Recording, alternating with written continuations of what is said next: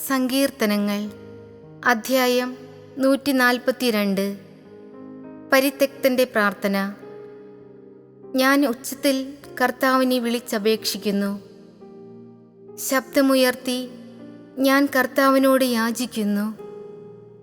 അവിടുത്തെ സന്നിധിയിൽ ഞാൻ എൻ്റെ ആവലാതികൾ ചൊരിയുന്നു.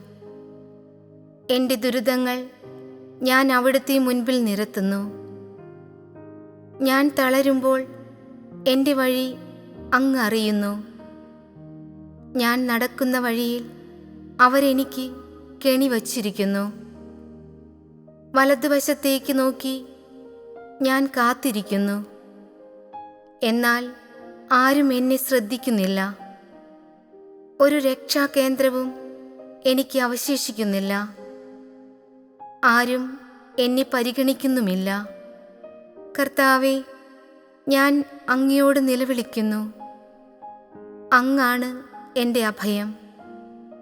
ജീവിക്കുന്നവരുടെ ദേശത്തുള്ള എൻ്റെ അവകാശം എന്നു ഞാൻ പറഞ്ഞു. എൻ്റെ നിലവിളി ശ്രദ്ധിക്കണമേ. എന്തെന്നാൽ ഞാൻ അങ്ങേയറ്റം തകർക്കപ്പെട്ടിരിക്കുന്നു. പീഡിപ്പിക്കുന്നവരിൽ നിന്ന് എന്നെ രക്ഷിക്കണമേ.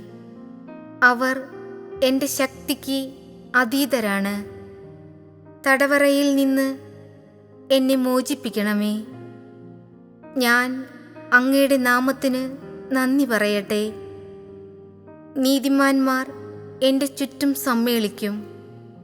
എന്തെന്നാൽ അവിടുന്ന് എന്നോട് ദയ കാണിക്കും.